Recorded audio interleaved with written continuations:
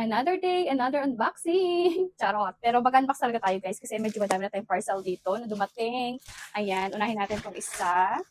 So, ito yung, ay by the way, flex ko lang muna yung earrings ko na nabili ko din dito sa online. Ayan, ang mura lang nito guys. So, may lalagay ko yung link, magugulat kayo kung magkano lang to. Para siyang real gold. Hypoallergenic, non-tarnish yan. So, hindi makakatintengan nyo dyan. Ayun, oh, grabe. Basta earrings lang siya. So simple but yet so elegant. Ganyan. Basta maganda siya. Para siyang original gold.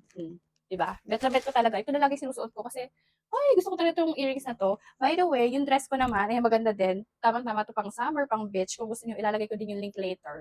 Okay, so ito, unbox na natin siya. This is from Kitly Bag.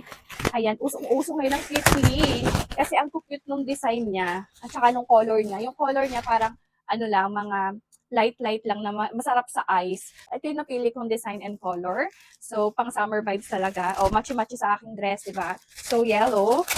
Ayan. Open natin. Para makita niyo kung gaano ka-cute ang Kitly bag. Yan. Ang dalas ko itong nakikita sa FYP ko. So, yun, alam niyo naman. Basta nakikita ko maganda, gusto ko meron din ako. So, yan, ang giterang peg. So, ayan. Maganda kasi talaga siya. Tsaka naisip ko, summer ngayon, ayun, waterproof yan guys ha. Hindi nababasa yan kahit matuluan niya ng tubig. Ang ganda ng pagka-leather niya. Tapos, ito yung kanyang zipper. Yan, yung may pa-zipper siya dito. O, diba? Pa-moon siya, pa-moon yung style niya. Then, ayan, nakita niyo naman yung design niya, yung Kitly. So cute. Tapos, ito yung kanyang strap. Ayan, di siya adjustable, wala sa adjustan. Ganyan lang talaga siya. Pa-handbag. O, diba? Ang cute nito. Mas maganda to kapag may laman na. So, open natin yung loob para makita nyo. Ganito siya sa loob, guys. May madami ka ding malalaman dito, ha. Itika siya dito ang long wallet, tsaka yung maliit na payong. So, ayan. Kasya din dito yung mga cellphone nyo, tsaka yung mga pang-retouch-retouch, mga kung ano nung abubot. Yan. Spacious siya, guys, ha. Ano, malawak siya sa loob.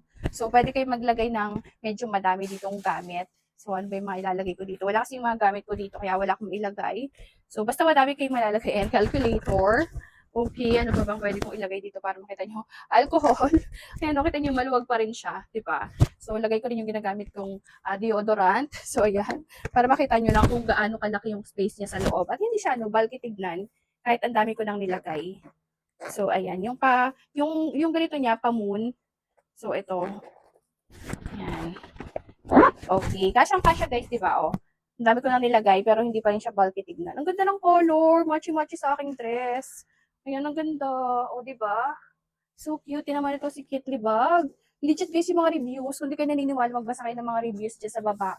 Makikita nyo kung gaano kaganda at kung gaano kadami yung nag-a-avail nito si Kitly Bag. So, yung other color nito is yung color blue. Ayan, para siyang powder blue. So, ito naman yung blue niya. Ayan, ang ganda din ni color blue guys, oh. Ayan, para mas bet ko si blue. Ang ganda niya. Ito yung pagka-color niya. So, same lang sila ng strap, tsaka ng zipper. Ayan, tsaka yung, yung lagayan niya. Ayan, parang gamusa yung loob nito. So, ang ganda. Yan. O, di ba? Ang ganda din ni blue. Bagay na bagay sa mga summer outfit, guys. So, ayan. Check out nyo na to, guys, kasi super ganda nila. Ayan, may other design pa yung mga bag nila ng Kitly. So, kung gusto nyo browse yung page nila para makapag-avail din kayo. Ay, super worth it. Thank you, Kitly. Bye!